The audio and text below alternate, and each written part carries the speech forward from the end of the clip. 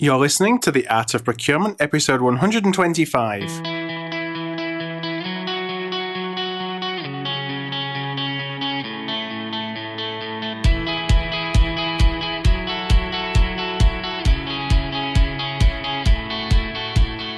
Welcome to the Art of Procurement podcast with your host, Philip Eidson.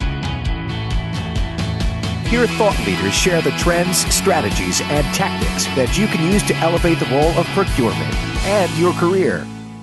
Hi, everyone, and welcome to today's Art of Procurement, where I interview thought leaders from both inside and outside of procurement to learn what's working, what isn't working, and how we can take advantage of the disruptions that are heading our way. And today I have another practitioner interview. It's something that I've definitely focused on in 2017, and it's really been enabled by my partnership with a number of procurement conference providers. So I know I've mentioned it before, but it's much harder to bring CPOs and practitioners onto the show than it is consultants, for obvious reasons. So I'm thankful of the facilitation that a number of conference providers are providing so that I can showcase examples of success that we can all learn from the field. And I was introduced to today's guest, Brian Kyle, by my good friends at ProcureCon. And Brian is Managing Director of Strategic Sourcing and Contracts Management at the American Cancer Society. And prior to the American Cancer Society, Brian's worked as an early project manager for Free Markets. So Free Markets were a pioneer of the procurement software and managed services space, before then going on to enjoy a 12-year career with Siemens. And in today's show, I wanted to focus on really two different areas. First of all, we talk about what it's like to work in procurement for a mission-driven organization. And as you can imagine, working for a nonprofit like the American Cancer Society has a lot of differences versus working for a for-profit organization that's really all about maximizing shareholder value. So Brian shares what the jump from profit to non-profit was like for him, and the impact it has on how he has to work to be successful as a procurement leader. And then we talk about the American Cancer Society's journey to take their procurement capability from one that was transactional, so largely processing RFPs, to one that's really built around strategic category management. I really enjoyed getting to know Brian in the conversation and the conversations we had off mic as well. It's really fascinating to me the impact that Brian and his team can really have, in a situation like he has working for the American Cancer Society. Every penny really does count. So with that in mind, let's cue the tape and let's go with the interview.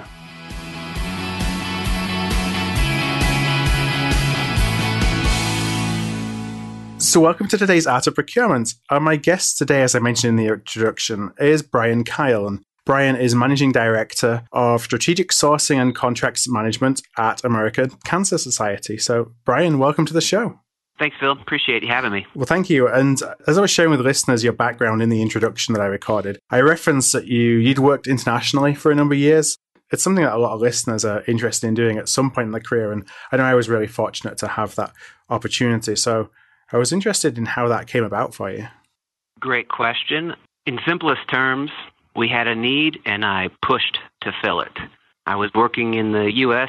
for a Global 100 multinational company with headquarters in Germany, so international assignments was not unique to our company. Global sourcing, while it wasn't new, it was gaining a lot of traction in early 2000s, partially driven from the proliferation of e-commerce and intensification of outsourcing and offshoring.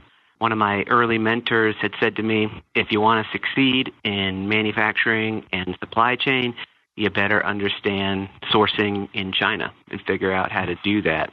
And our department didn't have much experience or expertise in sourcing in low-cost regions, so I'd asked, I pushed, my management team believed in me, and frankly, I was lucky. So it was really about making the opportunity for yourself then, rather than waiting for something to come along. Absolutely. It was, hey, I hear we're opening up a new office in Beijing, and boy, we should really be there, and just continuing to make that a reality in everybody's mind. Yeah, and my experience actually mirrors that. For me, it was all about the same. It was putting myself forward for those opportunities and making it clear that I really wanted that experience. I wanted the international experience. Almost a role was created that enabled me to be able to do that. as opposed to, just waiting on job boards and applying for things that may be overseas because you're always going to lose out to a local candidate. Yeah, there was no job for me. It was, in essence, created it, which was figure out that there's a need, explain the advantage of having yourself there, build the business case, imagine yourself there, keep telling your management over and over why you need to be there. What did you take from that experience then of being in China? A lot. Probably number one is on the personal level, the world is very complicated and quite different in other places. From a business standpoint, business moved a lot faster in Asia than it did in the States. And there was tremendous opportunities if you were willing to take some risks and move fast enough. But also, you have to be a self-starter. You get inspired. Almost every factory you visited, you would meet with the founder or the person that started it. And you'd find inspiration on every business trip because these people were pulling themselves up and just going for it, full steam ahead. And, you start getting that reflected in your face often enough, and you're like, I better do these things right. as well. Yeah, for me, definitely working in Asia, something that stood out for me was the whole energy. That, as you said, things just move faster. There's kind of this entrepreneurial view or perspective, or, I don't know what it is. Maybe it's because there's so many people who are, building things new, but it was a completely different kind of world than what I'd been used to living and working in the UK and the US. Yeah, and the other thing I would say was my early part of my career, I was in I'll say a regular individual contributor type role where my boss would tell me what to do or hand me some work and give me some direction on how to do it. My international role, in essence, created it. But when I landed in Beijing, and I remember after probably 2 weeks there, just sitting there going, no one's going to tell me what to do. What are you going to do to create value, incremental value for the company? You got to do it. And you got to figure out how to really be a self-starter. And so what I wanted to actually do today, there's a couple of areas that I wanted to talk about. And later in the conversation, we're going to talk about your journey at American Cancer Society in terms of the work you've been doing to build a proactive, a category-focused procurement capability.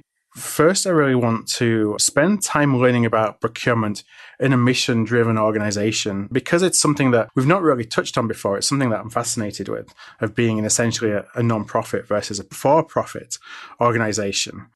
Before I go there, let's just kind of set some context.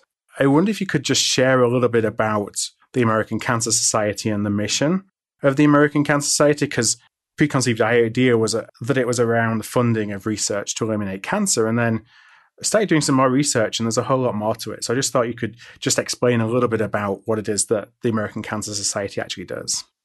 Yeah, absolutely. And we do a lot. So I'll give it to us in a nutshell here. But unfortunately, cancer affects us all.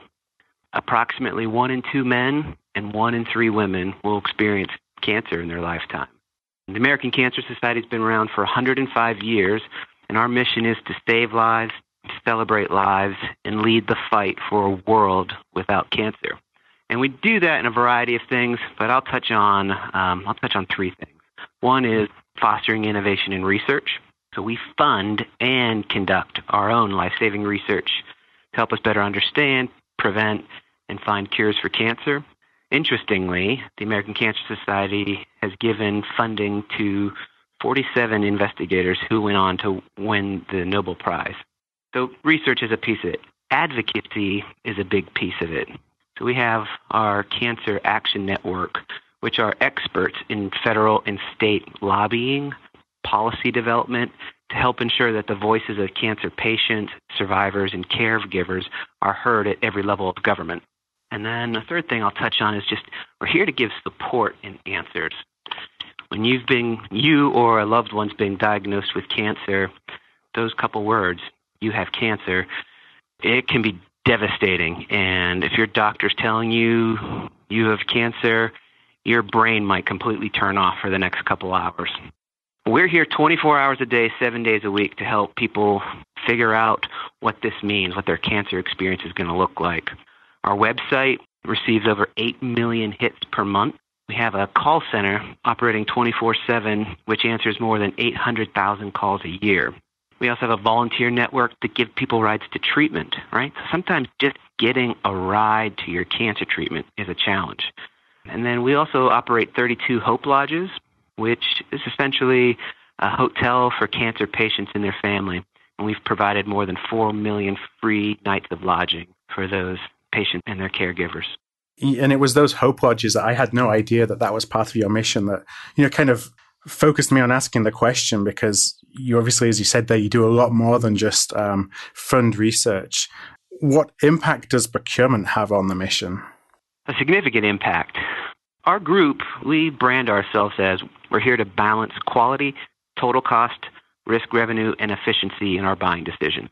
And we touch nearly all parts of the supply chain, from fundraising all the way to mission delivery. Savings, of course, is part of the value that we deliver, but it's not the primary driver of our existence.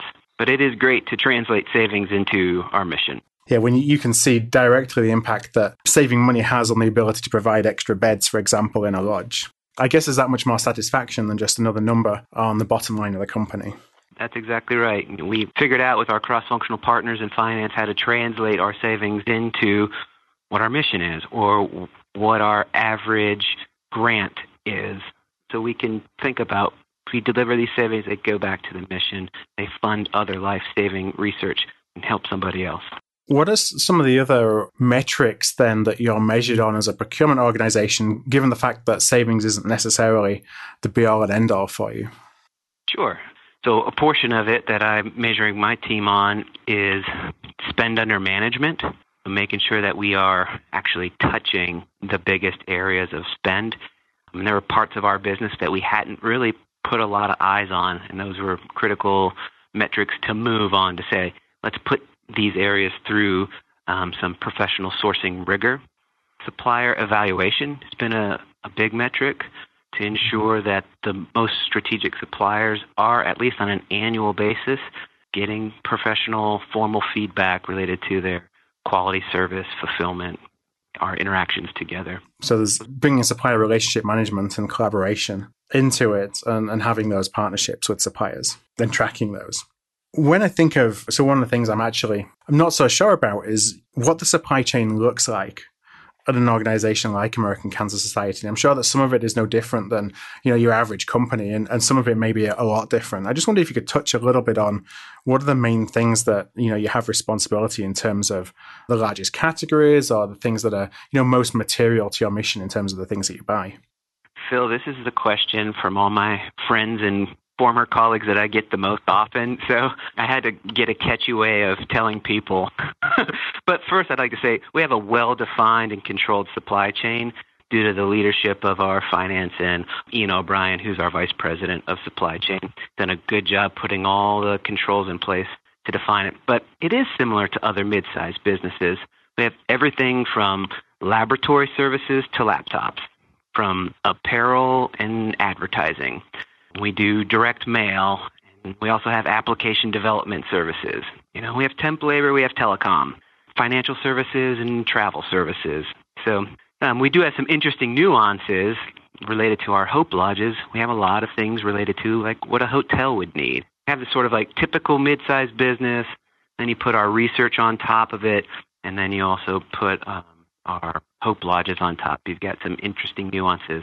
So what are some of the differences for working with a mission-driven organization versus one that is essentially built to maximize shareholder value, which I know, your experience before American Cancer Society was built around?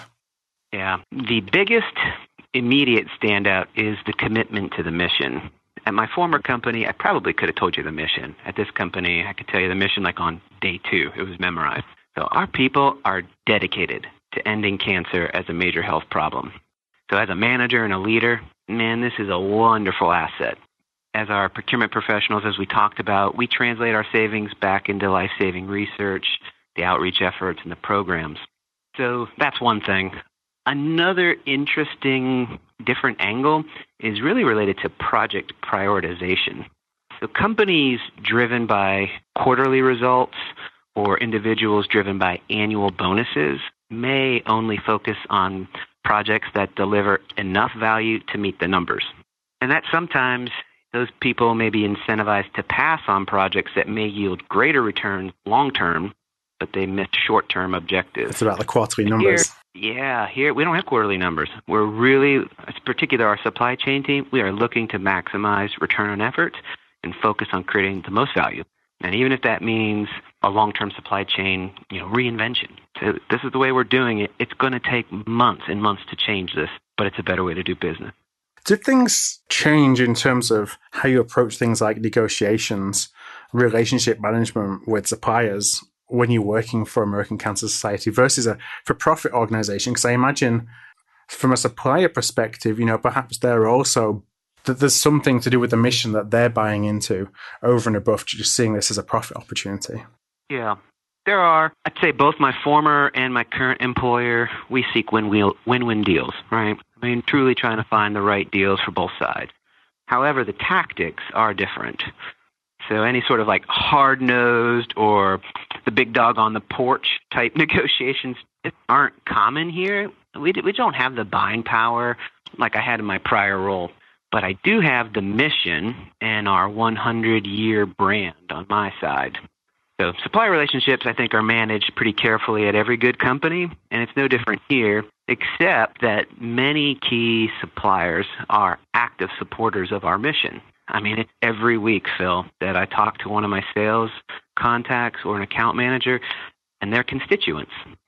They are or are family that are affected by cancer in one shape or form. They're donors, they're volunteers. That's a interesting line that we do walk, and we balance it. My team works hard to cultivate and cherish those relationships while staying mindful to balance the buyer-seller relationships. Mm-hmm. And do you have, from a stakeholder perspective, it's easier, and especially in a manufacturing environment, and I've been in manufacturing quite a bit as well, the stakeholders are often, they want to drive a hard bargain, and that's just the way that they're programmed. And then there's other organizations, and this is for profit ones too, that take this line, but stakeholders are very much more about the relationship. They don't necessarily want to upset the supplier and kind of see any conflict as something to be avoided. Is that what you find with the types of people that you work with who are, who are driven to join an organization like American Cancer Society? Does that impact the way that you negotiate and that you work with suppliers? I'll say yes and no. Yeah. I think, people and different business leaders are all different. And, sometimes you're business partners, and I definitely have business partners here who truly value the relationship they have with their account manager and sales team. So they don't want to push real hard sometimes. And then I have other partners here and in my other company who they want to drive it to the very end. And so that's part of making sure you understand the whole supplier relationship and the dynamics and understanding what my internal customers' goals are, and to make sure we engage properly. That doesn't mean we're going to try to mess around with the negotiation and just mail it in. We're still going to do our very best to ensure we get the right statement of work, the right terms and conditions, and the right pricing. But sometimes the competitive nature of those engagements can be different depending on, stakeholders' needs and the situation. Yeah, and I guess the context for the question was, I see when you go into organizations that are typically more value-driven, the culture there is often less kind of hard-nosed negotiation. So that changes the way that you got to approach, trying to get the best deal, trying to get the best outcomes. It sounds like probably like it is in most for-profit organizations that it's very individual-based. Who is the stakeholder? What do they stand for? Rather than something that's necessarily ingrained in the culture. Yeah, for sure. I would say at my former company, though, the majority of people were focused on, let's make sure we get the best deal. I'll figure out how to work with anybody. And here there's some longer-term relationships which have a lot of value, right? Tribal knowledge is powerful. When you came on board, and made that switch, how difficult was the transition? Probably the number 2 question people right. like to ask. The transition was easy to some degree because I was leaving a great company on great terms and coming to the American Cancer Society. My management team here and the cross-functional partners are really amazing people and strong professionals. However, I would remind people to never, this is something I probably did, but never underestimate how organizational culture is different from place to place. I feel lucky. I liked my old culture. I love my new culture, and I'm fortunate to land in a place where culture, while vastly different from the giant multinational superpower that I left, it's overall quite good, but the cultures are quite different. And it really took 8 months before I really started to get a grasp on what the culture was like. Then, then you really can start figuring out how to operate in this environment versus where I'd spent 12 or 13 years.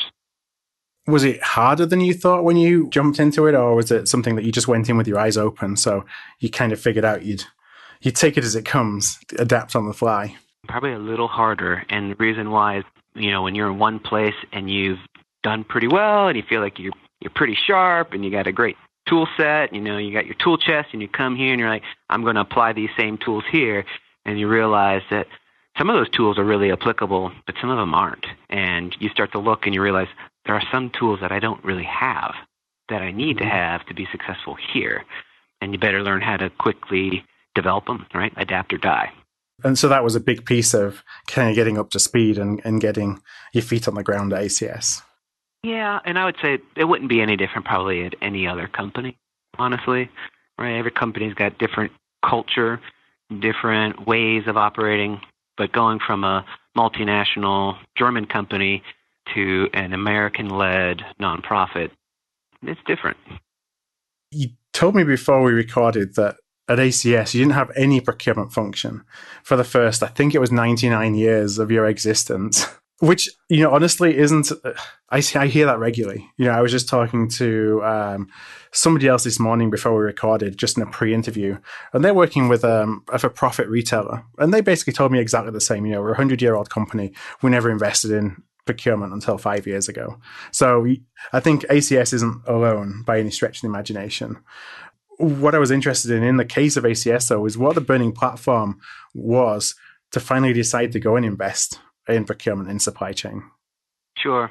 Well, of course, there was always procurement activities done. We had over a dozen decentralized independent divisions running their own ways. I think it was 6 or 7 years ago, ACS decided to consolidate its independent divisions and centralize many topics. Common, you've heard this many times.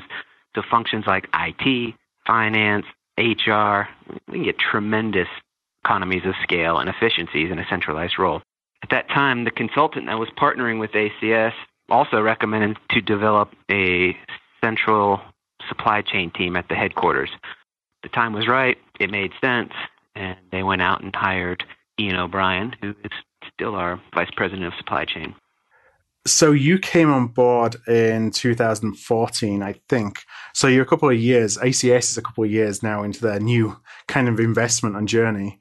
What was the situation like when you came on?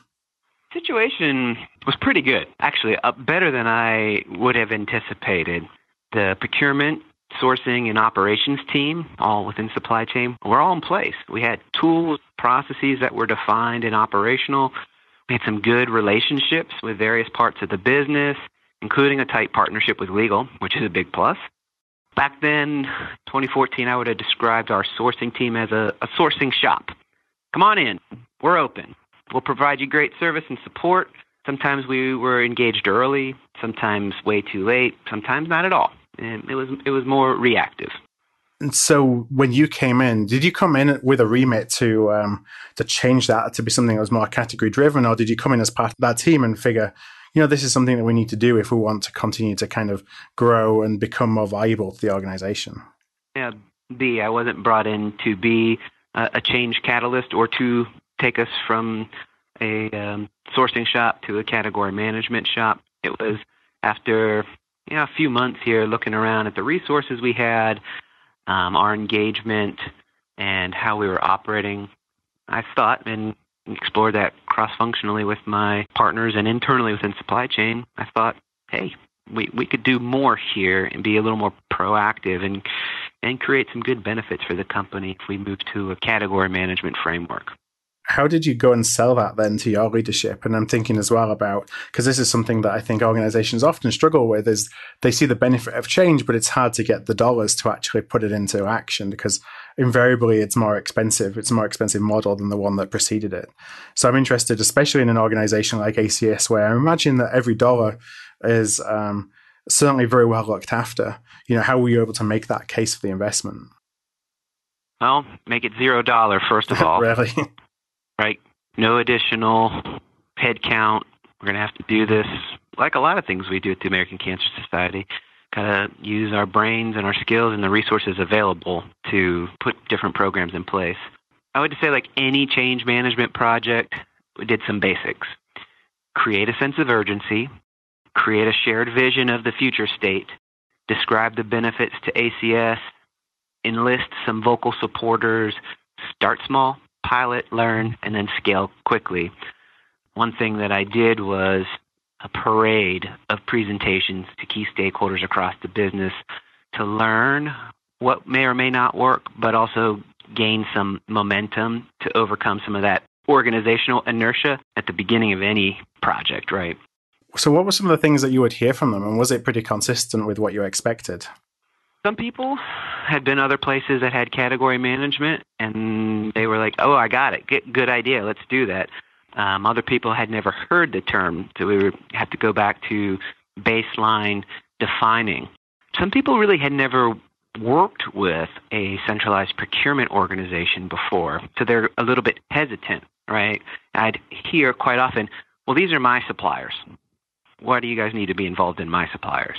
So there was some barriers definitely to break down and to try to normalize how ACS can move ahead and take some greater leaps if we break down some organizational silos, if we break down some knowledge silos, if we share goals and objectives early on, and then we build supply chain strategies to meet those goals, get a lot of benefits, and we reduce risk for the whole operation. Did you have some top-level support? Did you have any kind of mandate behind you for those that were very skeptical or didn't want you involved? Or was this entirely kind of bottom-up where you're really trying to convince people to engage in this new way of working?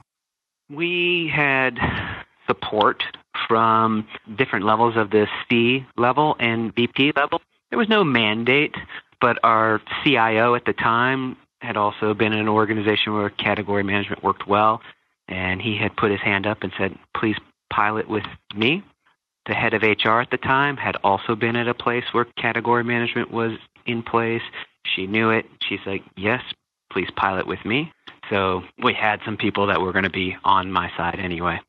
And also, man, one nice thing about the American Cancer Society, culturally versus other places that I had been, there's not like a sense of like skepticism or distrust of other groups within the company. Like, we are all here because of the mission, and I trust that you have some business acumen that you're bringing to this equation, and if you say this is going to work, I'm willing to dip my toe in the water to see.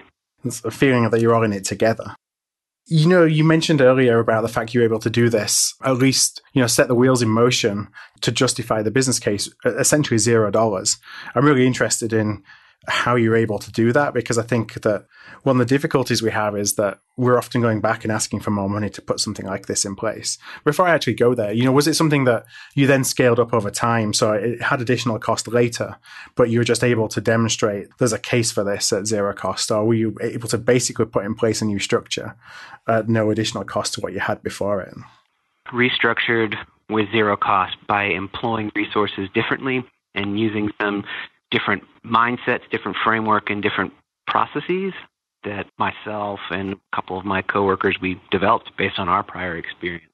What were some of the keys then to be able to do that, in your mind, at least, or the experience of putting it into practice? We started from scratch, to be honest. We had to create a category management process. We had to define it for everybody. And as you know, managing a category effectively is quite different from running a sourcing project effectively. They're not divorced from each other.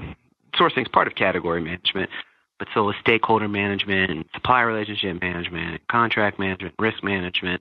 Importantly, also is communication and meeting facilitation. And, sometimes sourcing or bidding isn't the right strategy to help the business achieve its goals. So we needed to cultivate the idea within the supply chain team that you, as a category manager, are an entrepreneur. And in collaboration with those cross-functional partners, you need to run this assigned area as a business. Become a market expert in the specialty, learn the insides and out of that supply chain, learn the needs and the goals of your business partner. Do a lot of listening and a lot of research. And you got to be curious. You have to be curious. That's an important point. I was going to follow up and ask just to go a little bit deeper on how you were able to change. So it sounds like a lot of it was mindset and changes in mindset. And you talked about entrepreneurial, being an entrepreneurial, which is obviously something that is, I think, difficult to cultivate if it's not there already, within a person. But I'm interested, maybe you can even think of examples, obviously not naming any names or anything like that, but what were some of the things you were able to do to change that mindset within some of the people who were in your team to think in that way versus, essentially just lining up waiting for the next RFP to come in? I'll give you a good example. And sometimes you have the people on your team already who are curious and interested. They've just never been given a green light, right? And so they've sat in their lane and in their role and responsibility and just done what they've been told to do. So I had one employee, she knew her space pretty well. Honestly, she'd been used kind of like like the sourcing shop. When somebody needs to be bid out, call this person. She'd do a nice job bidding it out. To some degree, she was even used as an admin in some particular roles related to the space she was working in. And after a handful of conversations, and we said, hey, try to apply these principles here. And she's like, well, we could be doing X, Y, and Z, and I know this supplier and that supplier, and I know how we could do this, and we've never tried this technology before. I said, let's bring these up. Let's have a category meeting, and let's explain what we're going to try to do and be proactive in delivering value and introducing ideas and trying to be innovative. And the stakeholders were like, holy cow, I didn't know that she knew all this stuff and that she was pretty dynamic and that she had a ton of great ideas and she could drive these things too. And so it was a little bit of, unleashing her and polishing up some skills, but putting some wind behind her sails and watching her go. And, that creates a ton more value for the business as a whole rather than the way she was operating in the past. Was there something that you think that you did, maybe took the shackles off? Was it about the reduction of risk associated with it or giving your team more, more of a safety net or just making them kind of, I think a lot of it is about courage. It's about giving your team members courage to the fact that if they fail, then that's not a bad thing. And I just wondered if that played into, being able to provide the environment for your team members to feel like they were comfortable in doing that and making that change. There was a lot of conversation about the fact that moving from sourcing to category management is different and it requires different skill sets. And we had a whole training and people development plan laid out, and we plowed through that. But it was clear, you're going to fail. This is not easy. Some of your stakeholders are going to push back, and they're not going to want to do it. But certainly early on, the first few of the pilot categories, I was intimate with the stakeholders and intimate with the people on my team because you can't fail up front, right? You got to, you got to kind of prove it in the pilot at least. Yeah. And that was fine. And then as we scaled up and, we've learned, right? There's areas that we try to apply these concepts and not a ton of benefit. Actually, it's better just to source these things when they come up. There's just not enough to talk about like at a quarterly category team meeting, right? There's not enough. Other places, it's been a tremendous benefit. You get parts of the business that hadn't been talking together and you realize there's some synergies. And then there's other places where the stakeholders just aren't interested. And we're like, it's fine. We don't have to work with you right now this way. Yeah, work with the people that want to work with you. Well, when you looked at some of the categories where it was a good fit for versus it wasn't, there was, kind of the traditional line in the sand between those that are commoditized, that just run themselves to just doing a sourcing project, every year, every 3 years, whenever it is that the contract comes up. And the ones that were more suited to this were the ones that were more material to essentially being able to provide the mission, to drive the mission. Yeah, I'll tell you, the two of the things that stood out for me, which were significant drivers of my passion for implementing category management framework, which, by the way, resonated with a lot of our senior leadership, was breaking down the knowledge silos. It improved supplier relationship management, which in turn reduces risk. So, for example, if a department is required to bid out a contract every 3 years and you don't have necessarily any expertise in that, you can have a good sourcing professional do a pretty good job on a project. The next time that comes up, a different professional may be assigned to it. So there's not really a lot of synergies. We do a pretty good job with knowledge management, so you can learn a little bit of what happened in the past. You don't really understand what the business was trying to accomplish, and did they accomplish it along the way, and how did the supplier perform? By applying a category management framework to it, say, like, let's get together periodically. Let's talk about your goals and objectives. Let's hear how the supplier is performing. Oh, by the way, let's initiate quarterly business reviews with the supplier's management. Perhaps we should create performance scorecards, and let's make sure supply chain is checking in periodically on that business so that the next time we're going to go out and compete that business or try to achieve something else, we already know what's going on. We know exactly what's going on. And oh, by the way, if somebody from my cross-functional department leaves the company, I don't just lose everything about that relationship. We've got other connectivity points now because we have a category team. So it's making the case then that you're going from it being a series of individual transactions that are not related to each other, even if it's with the same supplier, to a journey. It's basically a journey. It's not necessarily with the same supplier, but it's a journey in terms of how you buy a particular product or a service. And that was something that resonated with your leadership team. It did. I had outlined a handful of discrete benefits. And one was that category management was going to help us create value. And we define value as improved quality, improved total cost, reduced risk, increased revenue, or efficiency. So quality, total cost, risk, revenue, and efficiency. That was one. We'll create value through category management. Two, we will increase internal collaboration, breaking down some of those knowledge silos, sharing information, calibrating goals across organizations. And then third is we will enhance supplier relationships. And as anybody who probably is listening to this podcast knows, the suppliers will do the minimum to get by in general. They'll do the minimum contractually obligated by law to get by. But if you... Yeah, unless there's a compelling reason for them to do otherwise.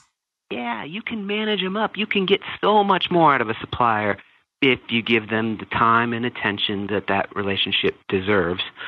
You can probably extract not only additional financial benefit, but a lot of other, difficult to report benefits if you're doing it appropriately. And all along the way, you're reducing risk of failure. So you're at the point now, I think, where you have a pretty well-ingrained category management focus. But what's next? Because I get the feeling that this isn't the end of the journey. It's kind of just the next evolution of where you want to take the team, where you want to take the capabilities of your team. What's next? Great question. We've continued to talk about what's next. So continue to focus on supplier relationship management. That's a big piece, right? To make sure that those top suppliers, those top strategic suppliers are effectively managed and monitored to get the most out of it. Make sure that we've got the right category teams in place, meeting the right amount of time. So, for example, some category teams last year were meeting every month. Necessary. It might have been necessary to get that category up and running, but now you got to back it off and start focusing resources other places. Those are the two big things right now, is trying to right size where my resources and the category teams are focusing and continue to expand our supplier relationship management. So, Brian, I know it's almost time for us to part ways today. So, I have a final question. I always have a final question for my guests. And this one is really thinking back to the transition that you had from for-profit to basically a mission-driven organization. Not specifically on your journey, but I'm interested if there's any advice that you'd give a listener who's thinking of making that same change in their career, that you perhaps wished that you would have known before you made the jump. Yeah. Determine what makes you happy. I think that's the big one. Determine what makes you happy. Why do you get up in the morning? How much of your life is defined by your career? What impact do you want to make? You can answer a handful of those questions. You may be quite fulfilled and thrilled by what you can do and achieve and have a smashingly successful career at at whatever company you're at. So if that's what makes you happy and you feel fulfilled, don't try to fix something that's not broke. Right. So you obviously see a lot of people passing through ACS. Are there any personality traits or any types of... I'm thinking of who are the people who aren't a good fit for a mission-driven organization, because perhaps there's characteristics there that audience members who are thinking about making the change may associate with, or is it truly just completely down to the individual? It's probably down to the individual. I always tell people, if you're looking to get rich, I would probably not go work for a nonprofit. Right. Probably not going to get rich. If you care about being on the bleeding edge of technology and be able to be sent off to all those beautiful procurement conferences all around the country, you're probably not. We just don't have the money. We don't put the money in those different places. But if you're somebody that wants to put mission first and impact first, and I think that's really where it comes down to, because ACS has the place for a lot of different types of people, but inevitably they all have their story, why they're here. And when people do leave, it's generally kind of heartbreaking. They don't want to leave. There's a reason why they end up having to leave, and it could be a financial reason, it could be family reasons. I think people, once they're here, they say, this is a special place, and I'm going to do my best to leave my mark. Well, very, very last question, Brian, and this is the easiest one. That's just that if any listener would like to reach out, learn a little bit more about your journey, just connect with you, what would be the best way they can do that? Sure. You can find me on LinkedIn, of course, and you can reach me via email, brian.kyle@cancer.org. Happy to answer any questions or talk more about our mission. Great. Well, the show notes for today's episodes, along with those contact details, are going to be at artofprocurement.com/American Cancer Society. That's all one word. That's artofprocurement.com/American Cancer Society. So, Brian, I just want to thank you for your time with me today and for sharing your journey at ACS with listeners of the Art of Procurement. Thank you, Phil. My pleasure. Thank you for listening to another episode of The Art of Procurement. To find an archive of all past episodes, you can go to artofprocurement.com/episodes. And to ensure you never miss another show, go to artofprocurement.com/subscribe.